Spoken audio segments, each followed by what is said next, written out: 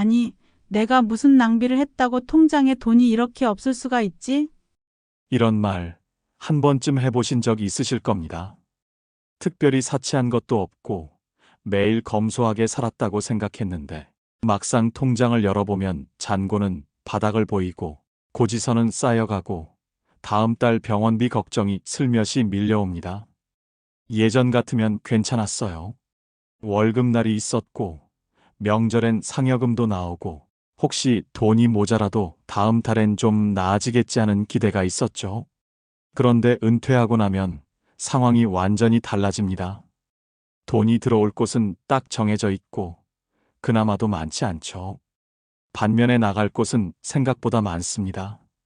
병원비, 관리비, 공과금, 자녀의 부탁, 예고 없는 지출까지.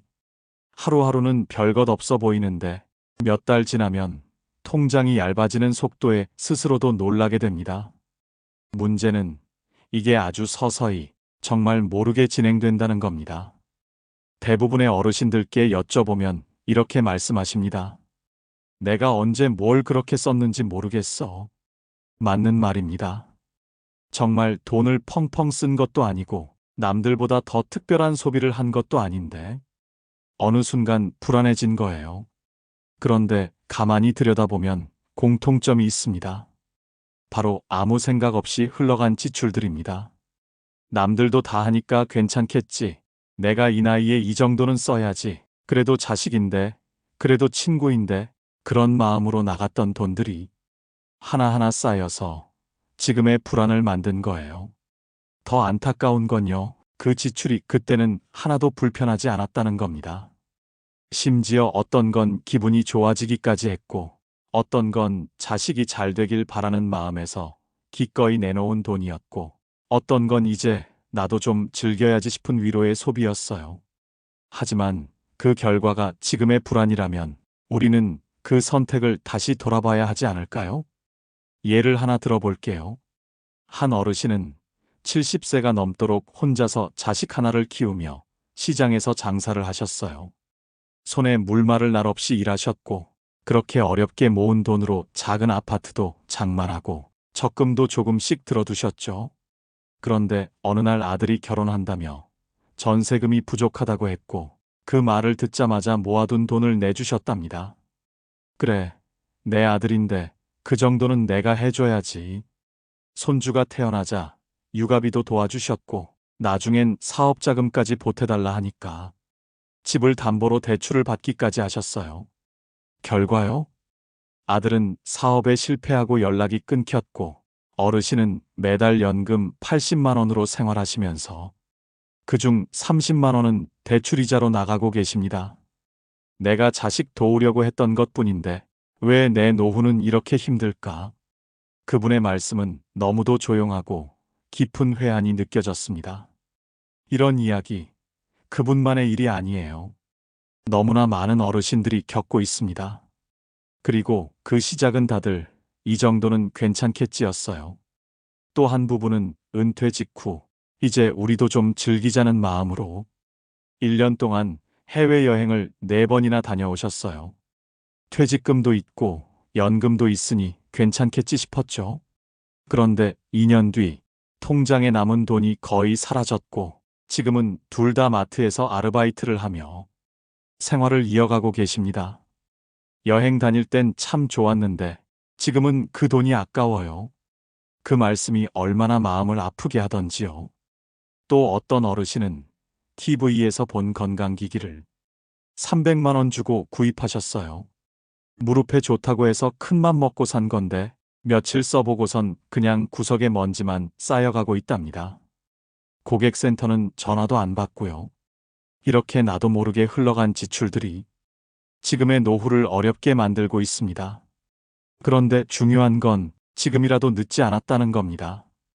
어떻게 써야 덜 후회할지, 어떤 소비가 내 삶을 갉아먹는지를 한 번쯤 제대로 짚고 넘어가면 지금의 불안을 줄이고 앞으로의 평안을 지킬 수 있습니다.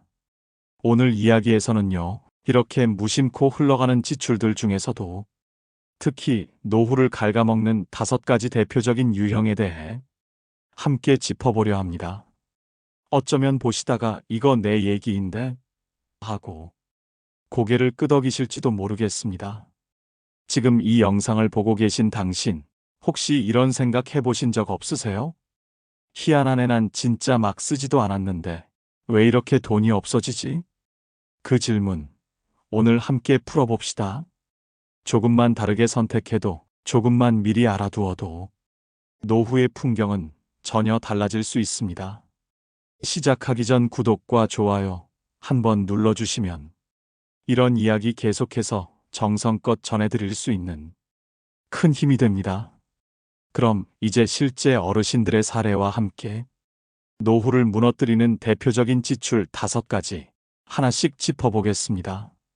하루하루는 별일 없이 흘러가는 것 같은데 어느 순간 통장을 열어보면 마음이 철렁 내려앉습니다. 특별히 어디에 돈을 많이 쓴 기억도 없고 그냥 평범하게 생활했을 뿐인데도 잔고는 계속 줄어들고 있죠. 이상하다 싶으면서도 구체적으로 뭐가 문제인지 떠오르지 않을 때 우린 흔히 이렇게 말합니다. 뭔가 썼겠지, 근데 기억이 안 나. 하지만 가만히 들여다보면 정확히 어디서 돈이 새고 있었는지 보이기 시작합니다. 문제는 크게 쓰는 게 아니라 조금씩 자주 생각 없이 나가는 돈입니다. 그게 바로 노후를 갉아먹는 지출 패턴입니다. 예를 들어 자녀나 손주를 향한 지출이 그래요. 부모가 그 정도는 해줘야지. 이 한마디에 우리는 이미 스스로를 설득해버립니다. 처음엔 결혼자금, 전세 보증금 도와줬고, 손주 태어나면 육아비 보태줬고, 자식이 사업 시작한다고 하면 융자까지 해줬죠. 그때는 마음이 앞서니까 금액을 계산하기보다는 내가 도와줘야지라는 생각이 먼저 듭니다. 하지만 자식이 힘들다고 해서 무조건 지갑을 여는 건 사실 내 노후를 잠식시키는 지름길이 되기도 합니다. 결국 도와줬던 돈이 돌아오지 않고 오히려 또 다른 부탁이 이어질 수도 있으니까요. 실제로 어떤 어르신은 자녀에게 아파트 담보대출까지 내주셨다가 연락이 끊기고 지금은 연금으로 이자만 갚아가고 계십니다. 도움이 사랑이 되려면 그게 나의 삶을 해치지 않는 선에서 멈춰야 해요. 내가 무너지면 자식도 결국 짐을 지게 되고 그건 부모가 원하는 그림이 아니니까요. 또 하나 조심해야 할 게 바로 보상 심리에서 나오는 소비입니다. 은퇴하고 나면 이런 생각이 들죠. 이제는 나도 좀 즐기고 살아야지. 맞는 말입니다. 평생 일하고 자식 키우느라 고생했으니 조금은 나를 위해 쓰고 싶다는 마음. 너무나 당연하죠. 문제는 그 소비가 계획 없이 반복될 때입니다. 처음에는 친구 따라 여행 한 번, 기분 전환으로 외식 한 번, TV에서 본 건강식품, 안마기. 하나하나 따로 보면 큰 돈이 아닙니다. 하지만 한두 달, 1년, 2년 쌓이다 보면 그 돈이 적지 않게 됩니다. 게다가 대부분 퇴직 초기엔 퇴직금이나 일시금, 연금이 들어오잖아요. 목돈이 들어오면 왠지 내가 부자가 된 것 같고 지금은 여유가 있을 것 같아 쉽게 지출하게 됩니다. 하지만 그 돈은 앞으로 20년, 30년을 버텨야 하는 긴 시간의 생명줄입니다. 그걸 앞당겨 써버리면 노후의 후반부는 텅 빈 바구니가 될 수밖에 없죠. 건강 관련 소비도 조심해야 합니다. 나이 들면 몸이 여기저기 불편해지고 어디가 아프다 싶으면 이게 다 나이 탓인가 보다 하고 뭔가 해결책을 찾게 되죠. 그때 텔레비전이나 홈쇼핑에서 무릎에 기적이 일어난다는 말에 확 끌려가는 겁니다. 누가 써보고 좋아졌다더라. 이웃이 사용해서 효과를 봤다더라. 이런 말들이 어르신들 사이에서 잘 통합니다.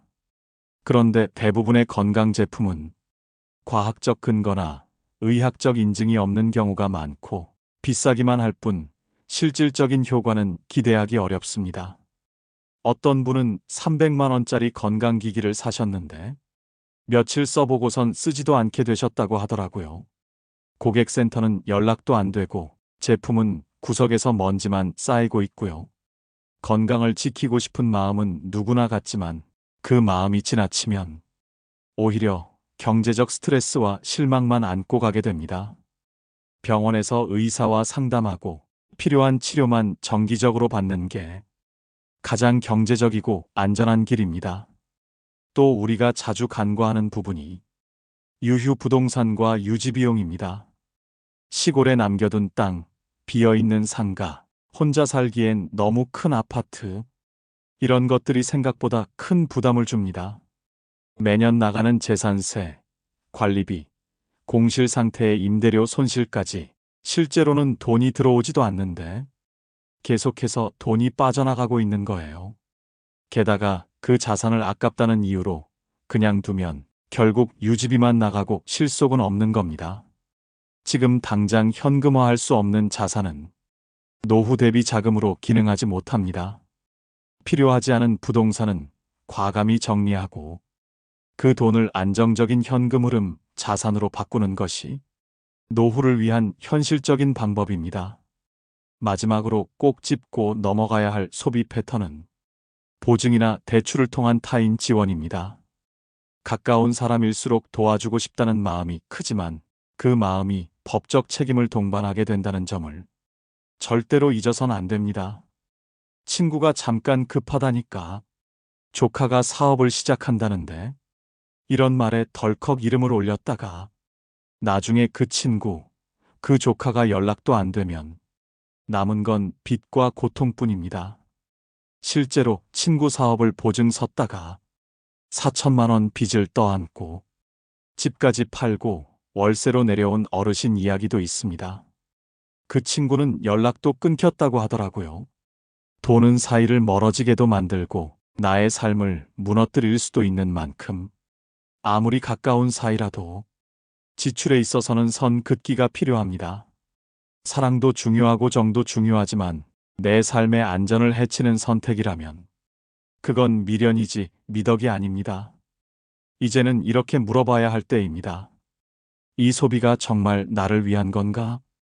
이 지출이 앞으로 내 삶을 편하게 해줄 수 있을까? 지금부터라도 생각하고 쓰는 습관을 들이면 노후는 훨씬 더 든든해질 수 있습니다. 그리고 잊지 마세요. 크게 쓰는 한 번보다 아무 생각 없이 반복하는 소비가 더 무서운 법입니다. 돈이 많고 적고를 떠나서 나이 들수록 더 중요한 건 어떻게 관리하느냐입니다. 적은 돈이라도 잘 쥐고 있으면 든든한 반면에 많은 돈도 여기저기 새고 흘러가면 남는 게 없고 마음만 조급해지기 마련이죠. 특히 은퇴 이후에는 돈이 더 이상 들어오는 구조가 아니라 내가 가진 돈을 어떻게 오래 안정적으로 유지하느냐가 핵심입니다. 그런데 많은 분들이 이 시기에 의외로 가장 큰 실수를 저지르는 부분이 있습니다. 바로 자산을 잘못 관리하는 것과 돈을 쉽게 빌려주는 일이에요. 먼저 자산 관리에 대해 생각해 볼까요? 누구나 나이 들면 이렇게 말합니다. 이젠 모으는 건 끝났고 있는 거 잘 지켜야지. 맞는 말입니다. 하지만 실제로는 가진 걸 제대로 지키는 게 더 어렵습니다. 예를 들어 이런 경우가 많아요. 내가 부동산은 있으니까 괜찮아. 이런 안심이 오히려 발목을 잡을 수 있습니다. 부동산은 그 자체로 자산이긴 하지만 현금이 들어오는 구조가 아닌 경우엔 오히려 고정 비용만 나가는 짐이 될 수도 있습니다. 시골 땅, 오래된 상가, 입지 떨어지는 아파트나 쓰지 않는 별장 같은 것들이 대표적이죠. 매년 세금은 나가고 관리비도 들고 임대도 안 되고 팔자니 아깝고 이러면 자산이 아니라 부담이에요. 실제로 어떤 어르신은 부모님께 상속받은 땅이 있는데 20년 넘게 그냥 가지고만 계셨어요. 쓸 일도 없고 누가 임대하는 것도 아니고 그런데 매년 재산세만 수십만 원씩 나간다고 하시더라고요. 막상 그 돈이 없으면 병원비도 빠듯한데 말이죠. 문제는 이런 부동산을 심리적 위안으로 두고 있다는 겁니다. 그래도 뭐 하나 있잖아. 그게 마음의 버팀목이 되기도 하지만 정작 생활비는 모자라서 연금에만 의존하고 있다면 이건 구조적으로 맞지 않는 겁니다. 노후 자산은 당장 사용할 수 있는 형태로 갖고 있어야 해요. 지금 당장 병원비, 생활비, 예기치 않은 지출에 바로 대응할 수 있어야 합니다. 그래서 활용도 낮은 자산은 과감하게 정리하고 현금 흐름이 있는 구조로 재설계하는 것이 중요합니다. 예를 들어 임대가 가능한 부동산으로 바꾸거나 금융 상품을 통해 안정적인 수익을 창출할 수도 있고요. 무작정 팔라는 게 아니라 내 생활에 맞게 유동성을 확보하는 방식으로 자산을 재조정해야 한다는 말입니다. 이제 돈 빌려주기 이야기로 넘어가 볼게요. 살면서 가장 어려운 부탁 중 하나가 돈 좀 빌려달라는 말이죠.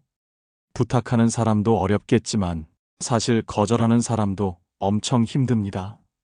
이 사람하고 사이 틀어질까봐 나도 옛날에 누군가한테 도움받았으니까 그 마음이 이해는 가지만 그 결정이 내 노후 전체를 흔들 수 있다는 점도 함께 생각해 봐야 합니다. 특히 가까운 사이일수록 예상하지 못한 문제가 생길 수 있어요. 친구, 친척, 자녀, 조카. 이들은 돈 얘기가 나왔을 때 부담 없이 다가오는 경우가 많습니다. 이자 쳐서 줄게요. 한두 달이면 바로 갚을게요. 딱 이번 한 번만이에요. 이렇게 말하면서 다가오죠. 그런데 현실은 어떨까요? 처음엔 분명히 고맙다고 했던 그 사람이 시간이 지나면 전화도 안 받고 갚을 생각도 없고 오히려 빌려준 내가 미안해지는 상황이 벌어집니다. 어떤 분은 이런 말씀도 하셨어요. 내가 40년 된 친구였는데 보증 한 번 서줬다가 집도 팔고 지금은 월세로 살고 있어요. 그 친구요? 연락도 안 된대요. 보증이든 대출이든 돈 문제는 관계를 망가뜨릴 수 있습니다. 그리고 그 피해는 대부분 빌려준 쪽, 보증선 쪽이 떠안게 됩니다. 게다가 나이 들어서는 소득이 없기 때문에 한 번의 손실은 복구가 거의 불가능해져요. 젊을 땐 다시 벌면 되지만 은퇴 후에는 다시 벌 기회가 많지 않다는 거 다들 느끼고 계시죠? 그렇기 때문에 돈을 빌려주거나 보증을 서달라는 말이 나왔을 땐 절대 미안해하거나 죄책감을 가질 필요 없습니다. 내가 지금 이 돈을 잃어도 괜찮은가? 이 질문을 스스로에게 던져보세요. 조금이라도 망설여지거나 그 돈이 내 생활에 타격을 준다면 정중히 거절하는 것이 정답입니다.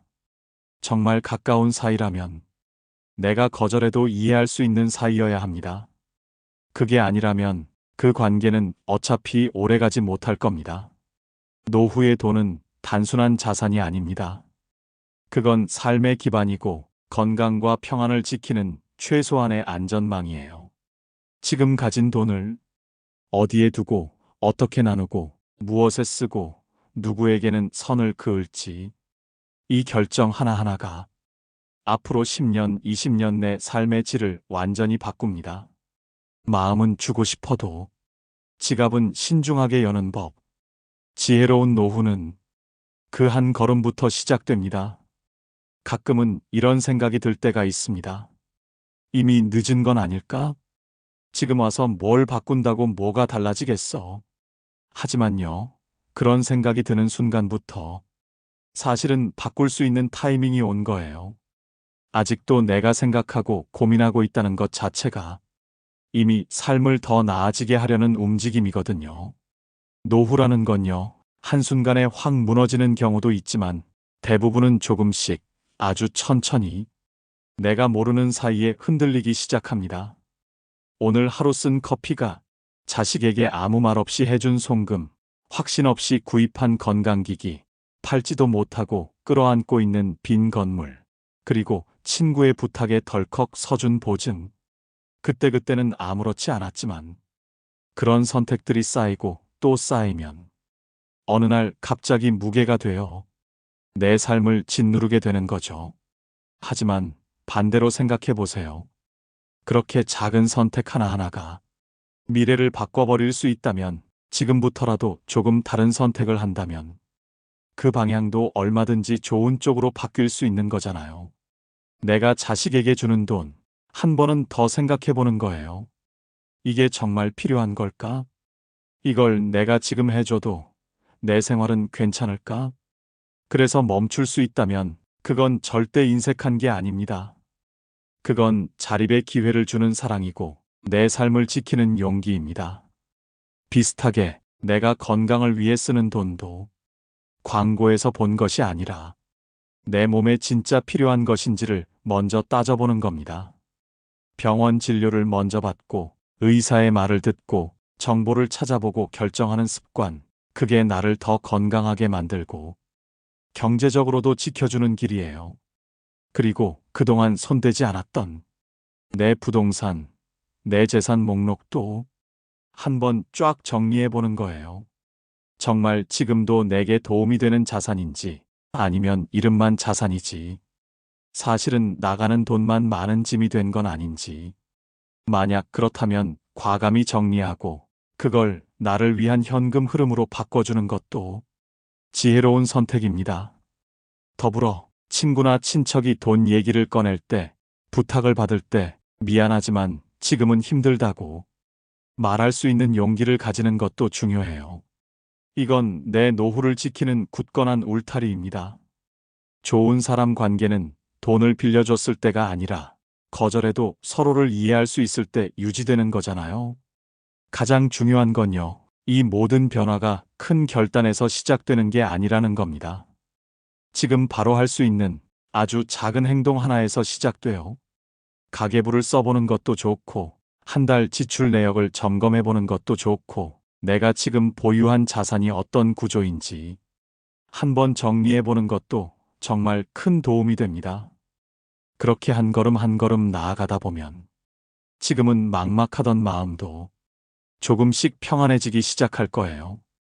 그리고 시간이 갈수록 그 선택들이 얼마나 소중했는지 어느새 느끼게 될 겁니다. 노후는 생각보다 깁니다. 앞으로 10년, 20년, 아니 30년도 살 수 있어요. 그 시간을 불안으로 채울지 평안으로 채울지 그 열쇠는 지금 이 순간의 선택에 달려 있습니다. 누구나 실수할 수 있습니다. 지나온 선택 중에 후회가 없는 사람은 없어요. 하지만 중요한 건 그 후회를 내일의 발판으로 삼을 수 있느냐는 거죠. 오늘 내가 단단히 마음을 먹고 지출을 한번 들여다보고 필요 없는 소비에 선을 긋고 남의 부탁에 단호하게 대처하고 자산을 내 생활에 맞게 정리하고 정보에 기반한 건강 관리를 시작한다면 그건 단순한 절약이 아니라 내 삶을 지키는 지혜로운 결단입니다. 지금은 작아 보여도 앞으로의 삶을 바꾸는 큰 힘이 될 거예요. 그리고 그 시작은 바로 오늘 이 영상을 보고 있는 당신의 마음속에서부터 이미 시작됐을지도 모릅니다. 앞으로 어떤 상황이 닥치더라도 그래도 나는 준비되어 있다는 마음, 그 마음 하나만으로도 노후는 훨씬 더 든든하고 훨씬 더 평안해질 수 있습니다. 혹시 이 이야기들이 당신의 마음에 조금이나마 닿았다면 앞으로도 함께할 수 있도록 구독과 좋아요 눌러주시고 따뜻한 응원 한마디 남겨주세요. 우리 모두의 노후가 불안이 아닌 지혜와 평안으로 가득 차기를 진심으로 응원하겠습니다. 늘 당신 곁에서 좋은 이야기로 함께하겠습니다.